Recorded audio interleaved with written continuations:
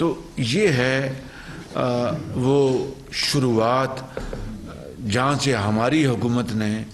11 April کو جب میں نے حلف اٹھایا تو یہ سب سے پہلا ہمیں یہ شوق ملا کہ انہوں نے نہ فنڈز مہیا کیے تھے۔ افسوس کی بات ہے کہ 75 سال بعد بھی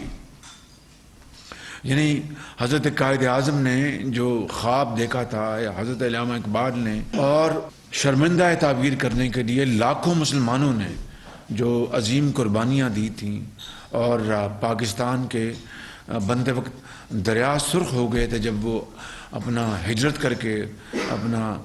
یہ لمبی مسافت طے کر رہے تھے، راستے میں ان کے بچے ان کے اپنا وہ شہید ہو گئے، مائیں شہید ہو گئیں،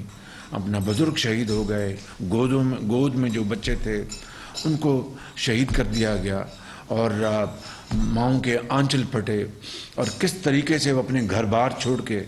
ہندوستان میں پاکستان آئے اس امید کے ساتھ کہ ایک ایسا پاکستان ہوگا جہاں پر محنت، امانت اور دیانت سکہ رائج الوقت ہوگا، جہاں پر میرٹ ہوگا، جہاں پر کرپشن نہیں ہوگی، جہاں پر چاہے وہ محلہ ہے یا گلی ہے یا شہر ہے یا صوبہ ہے یا ملک ہے، وہاں پر صرف اور صرف محنت کی اور دیانت کی بنیاد پر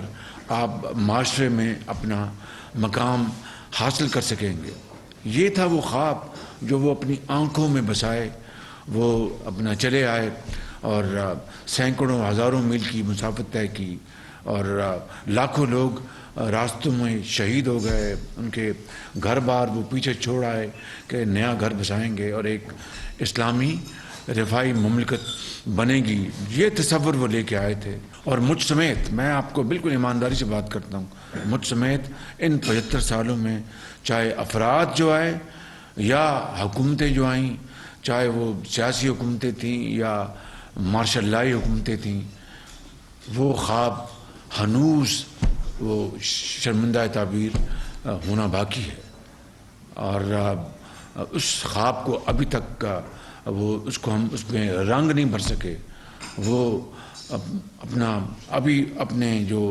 اس کی جو منزلیں ہیں وہ طے ہونی ہیں۔ اور آج 75 سال بعد قرب و جوار کو دیکھیں تو ہم سے کہیں آگے نکل گئے، اور ہم آج بھی دیکھیے